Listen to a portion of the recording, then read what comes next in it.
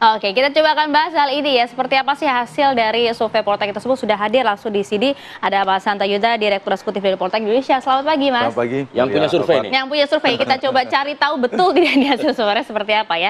Dan juga sudah hadir juga ada Mas Nyarwi Ahmad, analis politik dari UGM Yogyakarta. Assalamualaikum. Selamat pagi, Mas Nyarwi. Maria, Fat. Untung masih di Jakarta ya. Kita hadirkan langsung ke studio. Jadi, Mas, hasil survei kemarin itu indikatornya apa saja? Ya, kita mengukur beberapa indikator ya, beberapa hal, tetapi ujungnya kan ya elektabilitas. Betul. Elektabilitasnya cukup jauh, Kofifah Emil sebagai incumbent itu 57,3%. Nah, yang kita dalami mengapa cukup tinggi angka itu, tentu ada beberapa faktor. Satu faktor incumbency sebagai petahana, wajar ya, karena popularitasnya lebih tinggi dan seterusnya. Tingkat kepuasannya? Nah, itu yang kedua, Ya? poin paling penting. Tingkat kepuasan, approval ratingnya tinggi, sangat tinggi kalau kita bandingkan dengan beberapa provinsi lainnya, incumbent yang maju, yaitu angkanya 57,3%, 87,3%. 87,3% ini angka yang cukup tinggi.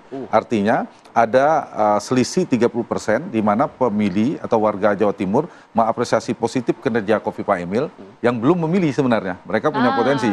Jadi elektabilitasnya 57,3, sementara approval rating 87,3. Ini modal, meskipun hukum elektoralnya kan incumbent lebih mudah turun ketimbang naik. Tapi bisa sebaliknya kalau approval ratingnya tinggi. Itu faktor yang kedua.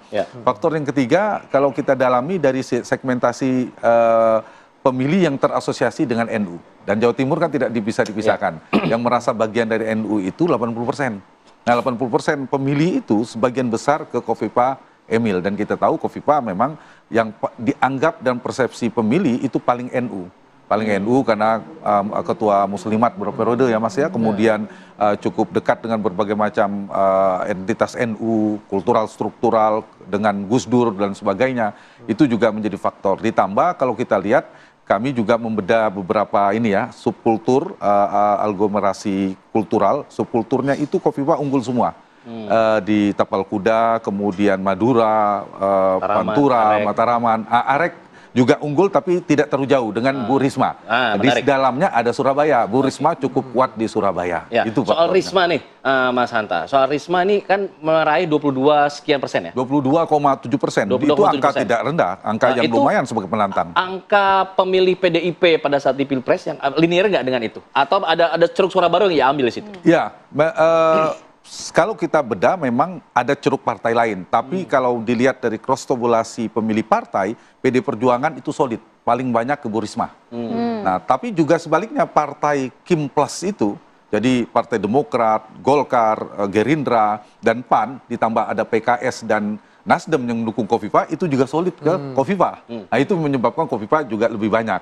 Nah, PKB yang menarik sebagai pemenang di atas PD Perjuangan. PKB satu-satunya partai pemenang mengalami split ticket voting, di mana dia PKB mendukung Lulu, tetapi basis masanya ke Kofifah. Itu yang menyebabkan. Tapi untuk PDIP, Risma, saya jawab pertanyaan itu, solid ke PDIP, solid ke Bu Risma. Tapi tidak hanya PDIP, itu kan bicara mayoritasnya. Bu Risma juga berdasarkan basis pemilih partai dari partai lain juga ada. Cuma paling banyak disumbang oleh PDI Perjuangan. Kalau kemudian suara PKB pecah tidak hanya ke Lulu begitu, jadi apakah mungkin ada ceruk baru yang bisa diambil oleh Lulu di Surabaya dari hasil survei? Ya, sebenarnya Bu Lulu bisa memprioritaskan PKB itu sendiri sebenarnya. Karena PKB kan partai pemenang, basisnya juga, basisnya NU. Nah, itu harus dikapitalisasi. Bagaimana untuk membuat linear, simetris antara pemilih partai sama dengan pemilih yang didukung oleh partai itu, yaitu Bu Lulu. Nah, ini yang belum terjadi. Baru mengambil segmentasi partai-partai yang lainnya. Belum kampanye ya. Betul. Nah, itu. Kemudian dari sisi demografi, ya nanti kan ada faktor-faktor kampanye kan, sosialisasi dan sebagainya. Nah, mungkin keunggulan Kofifah sebagai petahana juga kalau kita dibedah secara demografi juga begitu. Dari segmentasi usia, segmentasi suku terbesar yaitu Jawa dan Madura relatif unggul. Tapi jangan lupa kalau pilkadanya tinggal 1 minggu, saya prediksi pemenangnya Kofifah Emil. Tapi pilkada kan masih 2 bulan lebih. Artinya masih ada peluang potensi bagi penantang seperti Bu Risma terutama ya. Karena Bu Lulu kan terlalu jauh ya, lompatannya sangat berat, mungkin 2,2%. Tapi Bu Risma kan 22,7%. Artinya dengan waktu masih 2 bulan, Kemudian yang kedua masih ada undecided-nya sekitar yang belum menentukan pilihan sekitar 17,8%. Nah, kalau itu potensi bisa digarap oleh Risma sebagai penantang, saya kira bisa mengimbangi kekuatan Khofifah. Baik, Mas Nyarwi punya analisa yang sama, 57 sekian dengan 22,7. Jaraknya sebenarnya hampir setengahnya lebih nih. Tapi Mas Hanta bisa mengatakan ini masih bisa naik nih, melihat undecided voter yang kemudian masih tinggi. 17%. Ya, saya setuju. Kalau pilkadanya hari ini itu jelas Bu Khofifah yang jadi pemenang. 2 bulan cukup untuk mengejar itu? Bukan, kalau pilkadanya hari ini. Iya. Tapi kan masih ada 2 bulan. Betul. Nah, kalau menurut saya gitu ya, ada peluang, tetapi dengan data kepuasan yang setinggi itu artinya apa? Bu Risma harus mampu melakukan diferensiasi dengan baik, ya. Apa yang ditawarkan dan apa yang menjadi harapan, kan gitu. Nah, selama ini kan kalau kita lihat angka 87% kepuasan itu, dan Bu Risma itu juga kita tahu track record basisnya untuk Jawa Timur itu kan Surabaya ya. Dan rata-rata ini Mas Hanta juga biasanya melakukan survei tahu ya. Itu kan kalau wali kota atau bupati kemudian maju di level di atasnya, itu kelemahannya adalah suaranya itu ngeblok. Ya. Hanya di wilayah itu yang kuat gitu loh. Nah, sementara ini kan Jawa Timur 2 bulan loh untuk 38 kabupaten kota. Iya, 38 kabupaten yang luasnya nggak karu-karuan kan gitu. Dia kan pernah jadi Menteri Sosial. Betul, tapi beda Alfat antara kerja-kerja elektoral pada wilayah teritorial daerah kayak gitu dengan level kementerian itu jelas beda. Ya kenapa? Karena kalau pada wilayah di panggung itu gitu, yang nama yang dominan kan tokoh itu. Kalau di kementerian kan dia pembantu presiden kan gitu. Nah, ini yang saya kira PR berat ya bagi Bu Risma gitu kalau mau mengejar gitu, itu nanti katakanlah memperluas ya basis. Tadi Bung Hanta menyampaikan kalau di daerah Are udah bagus, artinya walaupun kalah tapi suaranya bagus kan gitu. Kuat di sana suaranya. Tapi betul, kalau Matraman bagaimana? Matraman kan gitu, masih agak lemah kan, belum lagi yang lain gitu ya. Nah, padahal kalau kita lihat Jawa Timur proporsi suara itu kan jelas di daerah Are, Matraman gitu ya, sama mungkin Tapal Kuda kalau mau ditambah gitu ya, sekitar 18% Tapal Kuda kalau nggak salah.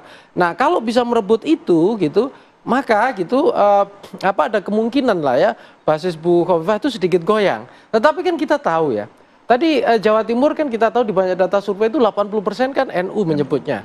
Nah, dari mayoritas NU itu kan yang terkuat hari ini asosiasinya itu kan Bu Khofifah. Iya, betul. Nah, bahkan ke PKB aja rendah sekali kan gitu. Nah, kalau kita lihat di sini ya, Alfat, Maria, itu saya lihat memang ada yang menarik ya, dalam konteks keanehan ya. Nah, ini keanehannya apa dan menariknya apa dijawabnya nanti usai jeda boleh ya, Pak Nyarwi ya. Sesaat lagi pemirsa, di Apa Kabar Indonesia Pagi.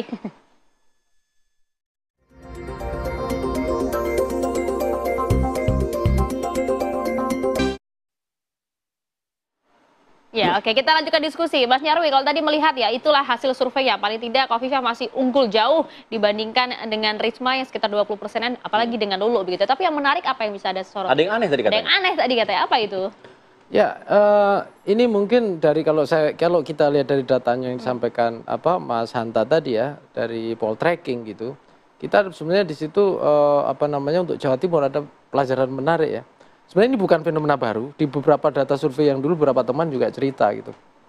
Khusus untuk Jawa Timur, NUID itu paling dominan dibandingkan partai ID yang lain manapun. Iya, betul sekali. Nah, partai NU partai sebesar apapun, walaupun iya, itu partai NU. sebesar apapun. Bahkan PKB yang menjadi partai pemenang untuk pileg, ya DPRD misalnya dapat sekitar 4,5 juta suara loh DPRD, kursi terbesar ya di Jawa Timur gitu. Ternyata kalau bicara partai ID PKB itu belum tumbuh kuat. Ya, dan NUID ini kemudian lebih dari hari ini ya, tampaknya menjadi rebutan yang paling dominan kalau dari data surveinya Mas Hanta tadi, itu adalah Bu Khofifah dan sebagian ada di Bu Risma. Ya. Di situ. Nah, ini yang saya kira menjadi tantangan khususnya gitu ya. Entah Bu Risma yang mau melaju misalnya menantang Bu Khofifah gitu, itu mempertebal itu. Karena apa? 80% dominannya kan gitu. Itu NU, katakanlah afiliasi dengan NU-nya kuat sekali di sana. Nah, tentu saja ada beberapa wilayah yang jadi PR besar dia. Ya, kalau wilayah daerah Are tadi, saya kira daya tarik Bu Risma tinggal diperkembangkan misalnya. Tapi yang Mataraman itu nggak gampang loh. Ada Emil Dardak di sana. Ya, dan seperti itu. Dan Demokrat juga kuat juga di sana kan gitu. Nah, kemudian Tapal Kuda. saya kira kalau kita bicara NU Tapal Kuda gitu juga menjadi persaingan yang kuat. Nah mungkin kalau misalnya Mbak Lulu dan seterusnya salah satunya daya ikatnya ya itu ada di Tapal Kuda itu yang kuat. Tapi kan persentase suaranya nggak cukup. Itu pun juga terpercaya. Nah itu juga yang kemudian Jawa Timur itu dinamikanya saya kira hari ini menjadi luar biasa dan ada banyak variabel ya. Satu lagi. Kalau kita lihat ya peran tokoh itu kan luar biasa dan di Jawa Timur itu banyak tokoh-tokoh hebat di level berbagai kabupaten kota dan ini yang saya kira endorsement para tokoh itu juga saya kira menjadi kunci. Nah masalahnya adalah dua yang lain ini khususnya dari PKB ada Mbak Lulu gitu ya itu kan baru masuk berapa saat kan gitu. Terus Bu Risma juga udah lama di Jakarta kan gitu sebagai menteri. Sulit gitu. ngejarnya ya. Ya, dan sementara kalau Bu Hovifah kan udah lama berkeliling kan gitu. Nah ini yang saya kira menjadi tantangan paling berat ya bagi katakanlah penantang Bu Hovifah Pak Emil Dardak ini untuk bisa menyalip gitu ya sehingga misalnya kalau Mbak Lulu suaranya masih rendah mungkin iya karena kalau kita lihat kan tingkat penetrasinya juga masih sangat terbatas ya kecuali ada gebrakan baru gitu ya entah dari mesin PDIP entah dari mesin PKB. Nah itu mungkin bisa jadi ya tapi memang perlu kita lihat lagi nanti dinamikanya. Mesin partai satu hal tapi karakteristik pemilih di Jawa Timur juga hal lain yang kemudian harus diperhatikan. Kalau Mas Hanta melihatnya untuk karakteristik masyarakat Jawa Timur, pemilih Jawa Timur itu lebih senang yang kayak gimana sih sebenarnya terbaca nggak dari hasil survei kemarin? Ya, dalam teori perilaku pemilih kan ada 3 karakter pemilih dan kita uji di Jawa Timur. Pemilih rasional, pemilih rasional itu dia memilih preferensinya karena basis pengalaman, rekam jejak, kompetensi, kinerja. Kemudian pemilih sosiologis itu lebih karena basis agama, daerah, etnis, dan satu lagi psikologis, lebih karakter personal, misalnya ramah, tegas, sebagainya. Nah, di Jawa Timur, satu sisi tadi partai NU terbesar, tanda petik ya, kemudian pemilih rasionalnya terbesar di Jawa Timur. Pemilih rasional sangat besar. Berapa persen? Hampir 60%, 50 sekian persen, hampir 60, kemudian di bawahnya 20% dan hanya belasan persen untuk pemilih sosiologis. Nah, untuk ini berarti pendekatannya selain saya nyambung ya dari Mas Heru tadi soal NU adalah pendekatan rasional. Pemilih rasional di sana, pemilih perkotaan dan sebagainya, soal rekam jejak, soal kinerja. Nah, itu harus dijawab. Mengapa Khofifah kuat? Karena tingkat kepuasannya tinggi. Kita mendalami mengapa orang memilih Khofifah, salah satunya tadi rajin turun ke lapangan, dianggap persepsi yang merakyat, kemudian juga berpengalaman berprestasi lah, kinerjanya positif ya. Nah, Bu Risma itu lebih pada figur tegasnya yang lebih tinggi. Nah, karena itu kalau karakter pemilihnya satu, pemilih rasional sangat tinggi. Jadi pendekatan rasionalitas yang harus ditempuh. Yang kedua adalah pendekatan sosiologis yang sangat kuat. Seperti tadi, betul, NU-nya, NUID di istilah Mas Nyarwi tadi, itu sangat menentukan. Jadi kalau untuk merobek tanda petik kekuatan basisnya Khofifah, yang harus diajar dua itu, tanda petik ya, NU-nya, yang kedua adalah kinerjanya, digerus. Nah, itu sulit, jujur kalau saya katakan. Mas Jari udah ketawa, sesulit itukah Mas? Tapi kalau kemudian melihat seperti di Matraman, kemudian di Tapal Kuda yang begitu solid, begitu ya, karakter pemilihnya begitu kuat mengarah ke Khofifah. Tapi bagaimana dengan karakteristik swing voters di dua wilayah besar tersebut? Tadi misalnya saya contohkan ya, dari data yang disampaikan Mas Hanta, pemilih tidak tahu tidak menjawab 17. Swing voter mungkin ya saya nggak tahu berapa Mas Hanta di situ. Tapi mungkin bisa jadi sampai strong votersnya lebih kuat, lebih banyak. Berarti mungkin sekitar 20-an mungkin sudah stabil, sekitar 20%. Ya, 20%-an begitu. Artinya kan peluang yang lain untuk menggoyang itu tipis kan. Kenapa? Karena ada strong voternya 60. Itu dia, 60% cukup tinggi. Itu satu. Terus yang kedua, kalau strong voter itu diikat dengan faktor sosiologis dan faktor rasional tadi, itu lebih kuat lagi. Misalnya sosiologis apa? NUID tadi. Itu satu. Iman nggak goyah di iman ya? Ya kan gitu. Terus yang kedua, paling NU ya. Ya, terus yang kedua adalah tadi kepuasan pada kinerja, ya pelayanan dan lain-lain. Nah, memang betul ya. Ini mungkin saya kira ya kerja keras dari kandidat misalnya di luar Bu Hovifah itu luar biasa tuntutannya ya. Kenapa? Karena punya barrier tadi ya, daya ikat dari NUID itu luar biasa, itu satu. Terus tingkat kepuasan juga luar biasa di situ. Nah, ini yang saya kira para calon seperti Bu Risma, Mbak Lulu itu PR-nya saya kira kerja-kerja dengan basis-basis tim yang termasuk tokoh-tokoh yang di bawah itu saya kira jauh perlu lebih intens supaya biasanya Jawa Timur itu menariknya ya Maria, Alfat, demokrasinya itu gayeng. Jadi pasti kerja kerasnya luar biasa. Iya. Tapi walaupun ujung-ujungnya ya ngopi bareng gitu loh, karena sama-sama NU kan. Biasanya begitu kan gitu. Nah, tetapi kita pengen lihat eksperimen demokrasi Jawa Timur sebagai pembelajaran kita di sini dalam konteks pilkada. Karena apa? Ada satu lagi sebenarnya, kalau tadi faktor pemilih rasional ya, ini saya lihat ada kelemahan juga, khususnya di luar penantang ya, di luar Bukofifa ya. Kalau kita lihat saya baca visi misi ya dari para tokoh itu, irisan-irisan dengan incumbent itu besar sekali, diferensiasinya rendah, yang membedakan. Nah, sehingga ini juga menyulitkan pemilih sesungguhnya, gitu ya, untuk melihat apa bedanya nih dua pasangan calon ini dengan Bukofifa. Nah, dalam kondisi itu posisi Bukofifa itu di atas angin kan, dengan tingkat kepuasan bagus, popularitas yang juga ini gitu. Nah, ini yang saya kira jadi PR ya dari para penantang itu. Oke, tapi apakah irisan-irisan yang tipis itu sebenarnya antara satu tokoh dengan tokoh yang lainnya di Jawa Timur ini membuat salah satu faktor Bukofifa ini mengatakan kemarin, ya saya masih tetap waspada nih, nggak bisa ongkang-ongkang kaki doang nih gitu. Apakah itu jadi satu faktor juga mirip-mirip soalnya nih lawan-lawan saya nih gitu, Mas Hanta? Iya betul. Diferensiasinya sulit karena misalnya NU, Ceruk yang semuanya kan wakilnya NU, Bu Risma ngambil, kemudian juga NU. Tapi yang paling NU dan persepsi publik adalah Bu Kofifa. Jadi Kofifa Emil ini istilah saya di Jawa Timur itu Mas, ada triple majority, salah satunya NU. Hari ini ya punya pengaruh yang kuat 80% NU. Yang kedua adalah purple rating Jokowi juga tinggi di sana. Tingkat kepuasan pada Jokowi, Jawa Timur ya, jangan lihat Jokowi di Sumatera atau mungkin di Jakarta, tapi di Jawa Timur itu 87% juga. Yang ketiga Prabowo, Pak Prabowo kan menang telak di sana 60%. Nah 3 ini berada di Kofifa, NU, Jokowi, Prabowo. Dia mendapatkan 3 kekuatan yang sangat kuat ini. Nah, memang betul kita sepakat kalau kurang dari seminggu ini akan sudah bisa disimpulkan. Saya berhasil prediksi. Tapi karena 2 bulan bukan tidak berdiprediksi, jangan buru-buru. Kita tunggu karena ada 4 faktor yang mungkin menjadi dinamisator. Satu, selama sosialisasi dan kampanye seperti apa? Apakah ada terobosan? Yang kedua adalah kinerja performa debat kandidat nanti seperti apa, bagaimana mereka menyampaikan penguasaan masalahnya, public speakingnya seperti apa, gagasannya seperti apa. Kemudian ketiga, isu yang bergulir nanti. Dan yang keempat adalah program, apakah ada terobosan, diferensiasi, dan seterusnya. Nah ini juga penting. Dan jangan lupa, kalau ada blunder politik, salah satu kandidat, terutama yang kuat, atau ada momentum politik didapatkan, nah itu bisa merubah. Tapi sepanjang itu tidak ada gempa politik, seperti Mas Heru katakan, agak sulit saya kira angkanya. Karena strong voter yang begitu kuat, berapa ya? Strongnya hampir 60%, persisnya saya angkanya sekitar hampir 60%, tapi yang masih mungkin berubah itu hanya 20-an. Artinya pemilihnya di pemilih Kofifa itu paling banyak pemilih strongnya, di Risma juga pemilih strongnya paling kuat, yang sudah tidak merubah pilihan lagi.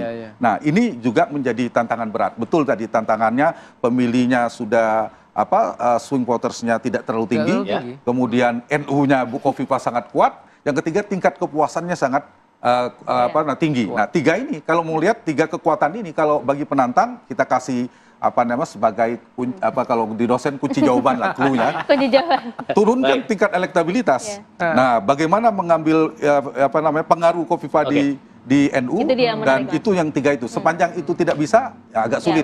Dan itu sulit kata Mas Nyarwi tadi. Mengambil NU dari Kofifa, karena kalau tadi Anda sampaikan kan keunikannya sebenarnya irisannya nggak begitu jauh tuh dengan Kofifa, dua calon ini. Ya, kenapa daya lekat Mbak Kofifa terlalu tinggi dengan NU ya? Karena trik karir Kofifa dengan NU panjang sekali.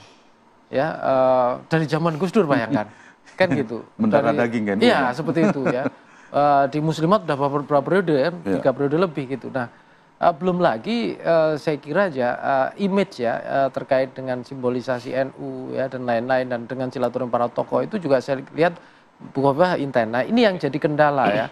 Sementara kalau kita lihat ya, sebenarnya di Jawa Timur banyak para tokoh NU sesungguhnya ya, tetapi memang kalau kita bicara panggung elektoral ya, dalam konteks kompetisi seperti pilkada ini, itu kan juga publik melihat mana yang penetrasinya jauh lebih luas dan mana impresinya tentu saja yang paling kuat gitu. Dan Bu Kofifa termasuk punya momentum itu, dan itu sudah lama sekali kan gitu. Loh, jangankan itu ya, kita lihat sebelumnya ikut pilkada berapa kali Jawa Timur. Kan gitu. Betul. Jadi udah melekat banget. Jelas kan kotak suara itu udah berapa kali gitu. Nah itu, Nah ini yang saya lihat dan ini mungkin apa namanya mepet ya dari sisi karena hanya 2 bulan. Kalau periode sebelumnya itu kan masa ini kan lebih lama ya. Pilkada keempatnya Bu Kofifa ini Ya iya. di Jawa Timur. Udah 4 kali masuk kertas suara. Oke, menarik. Baik. Nanti kita akan buktikan ya 2 bulan ini apakah cukup untuk menggoyang ceruk suaranya Khofifah di dua paslon lainnya. Kita akan tunggu seperti apa. Terima kasih Mas Hanta, terima kasih Mas Yardi sudah bersama di Apa Kabar Indonesia Pagi. Kita jeda dulu Pirsa. Kita akan kembali dengan nanti diskusi selanjutnya adalah soal rencana kabinet gemuk ala Prabowo setelah disahkannya revisi Undang-Undang Kementerian Negara. Sesaat lagi di sini di Apa Kabar Indonesia Pagi.